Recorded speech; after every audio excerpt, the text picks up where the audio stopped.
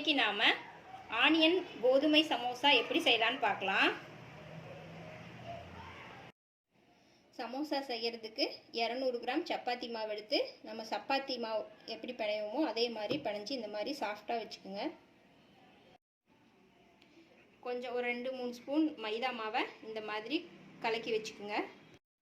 ஒரு பவுலில் சின்ன சின்னதாக கட் பண்ண பெரிய வெங்காயம் 2 சேர்த்துக்கிறேன். இதை நீங்கள் நீளமாகவும் கட் பண்ணிக்கலாம். அதுக்கப்புறமா கிரீன் சில்லி 1, கருவேப்பிலை கொஞ்சம், கொத்தமல்லி தழை கொஞ்சம், மஞ்சள் தூள் 1/4 டீஸ்பூன், மிளகாய் தூள் 1/2 டீஸ்பூன், கரம் மசாலா 1/2 டீஸ்பூன், ஜீரகம் 1/2 டீஸ்பூன், பெருங்காயத்தூள் 1 சிட்டிகை. இந்த ஸ்டஃபிங்க்கு தேவையான அளவு மட்டும் உப்பு சேர்த்துக்கலாம். ஏன்னா நம்ம சப்பாத்தி மாவில் ஆல்ரெடி உப்பு போட்டு பிணைஞ்சிருப்போம். இப்போ இது எல்லாத்தையும் சேர்த்து நல்லா கலக்கி வச்சிடலாம். அடுத்ததான் நம்ம சப்பாத்தி தேய்க்கிற மாதிரியே இந்த மாவை சின்ன சின்ன உருண்டையாக பிடிச்சிட்டு நம்ம தேய்ச்சிக்கலாம். கொஞ்சம் லேசாக தேய்ச்சி எடுத்துக்கணும்.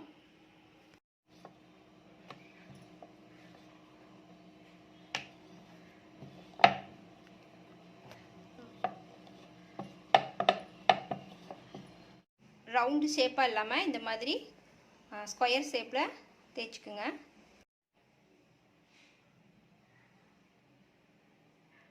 இப்போ சப்பாத்தியை சூடு பண்ண கல்லில் 1 நிமிஷம் போட்டு எடுத்துடலாம்.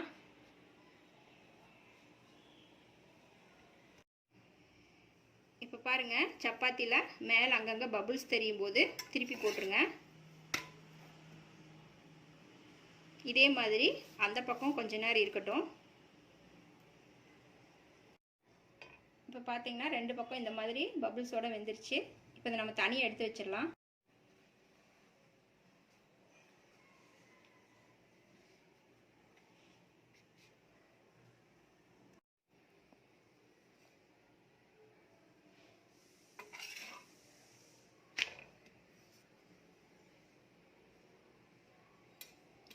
இந்த மாதிரியே எல்லா மாவையும் தேய்ச்சி போட்டுக்குங்க. இந்த ஷீட்டு நம்ம கை பார்த்திங்கன்னா தெரியும் பாருங்கள், இந்த அளவுக்கு மெல்லிசாக தேய்ச்சிக்கணும். நம்ம தோசைக்கல்லில் போட்டு எடுத்த சப்பாத்தியை இந்த மாதிரி ஓரத்துல எல்லாம் கட் பண்ணி விட்டுருங்க.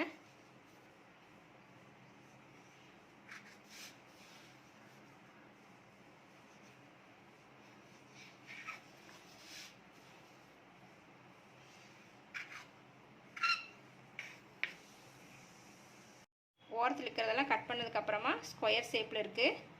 இப்போ இதை நம்ம 3ஆக கட் பண்ணிக்கலாம்.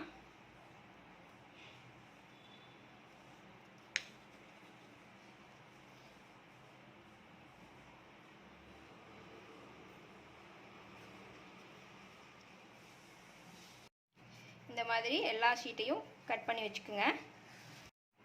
இப்போ இதை எப்படி மடிக்கலான்னு பார்க்கலாம்.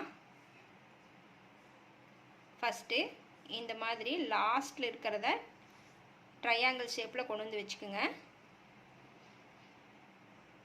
அதுக்கப்புறம் கிராஸாக அந்த பக்கம் அதே ட்ரையாங்கிள் ஷேப்பில் வச்சுக்கணும்.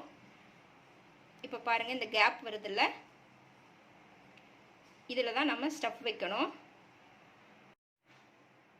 இப்போ நம்ம தயார் பண்ணி வச்சுருந்த ஆனியனை இதுக்குள்ளே வச்சிடலாம்.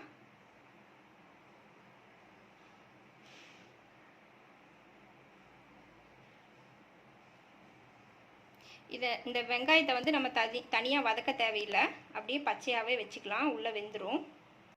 இந்த மாதிரி ஆனியன்லாம் உள்ளே வச்சதுக்கப்புறமா நம்ம க்ளோஸ் பண்ணிக்கலாம். இப்படி ஒரு மடிப்பு மடித்து மீதி இருக்கிறத அந்த பக்கம் கொண்டு போய் வச்சிடணும். இங்கே ஒரு சின்ன கேப் தெரியும், ஆனால் அது வழியாக வெங்காயம் வராது.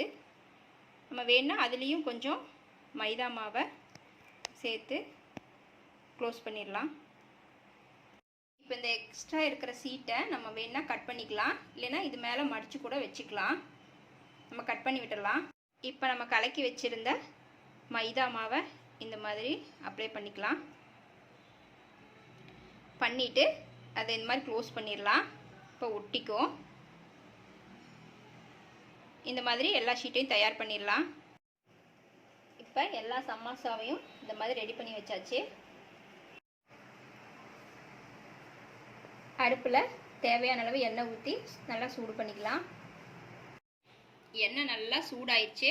இப்போ நம்ம போட்டு எடுத்துடலாம்.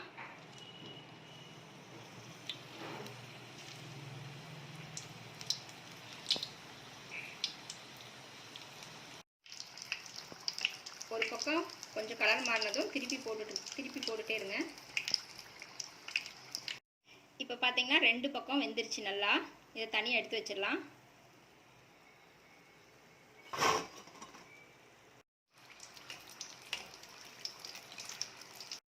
இப்போ நம்ம சமோசா தயாராகிடுச்சு. நீங்களும் ட்ரை பண்ணி பாருங்கள். தேங்க்ஸ் ஃபார் வாட்சிங்.